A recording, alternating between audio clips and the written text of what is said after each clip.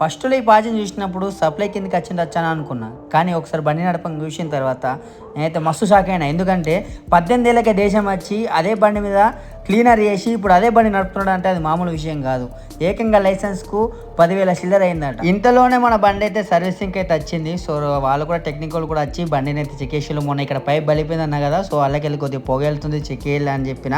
అట్లనే చెక్ చేసి మన బండిని అయితే సర్వీసింగ్ అయితే చేసేసేళ్ళు. బండి రెడీ కావాలంటే ఒక హాఫ్ అన్ అవర్ టైం పడుతుంది అని చెట్టు కింద కూర్చుండి. ఇంతలోనే వాళ్ళని బట్టి ఇక్కడ నీకు పని లేదు బాబు, నువ్వు వేరే రోజు పోవచ్చు అన్నట్టే. సరే అని వేరే రోజు పోయేదాకంటే ఇంకొక బండి కూడా సర్వీసింగ్ ఏమన్నాడు. సో ఇది వచ్చేసి చేయటం అన్నట్టు. ఇది దీనికి దానికి మస్తు డిఫరెంట్ ఉంటుంది. ఇక అట్లనే ఇంటికి పోయే టైం వచ్చేసింది కాబట్టి మనకైతే పాస్పోర్ట్ వెంటనే ఇచ్చేసిండు. ఈ మధ్యలో అన్నం పోతలే అని చికెన్ నూడిల్స్ అయితే ఆర్డర్ చేసుకొని ఉంటే దీని రేట్ వచ్చేసి 12 రన్స్ పడ్డాయి నాకైతే. ఇక మా ఫ్రెండ్ గారు కిచెన్లో వంట చేస్తుండు, వాడికి కూడా ఏదైనా హెల్ప్ చేద్దామని తినేసేసి నేను కిచెన్లోకైనా. ఎందుకో ఏమో పోయి అనవసరంగా చాకుని ముట్టినా అది పోయి కాలు మీద పడ్డది.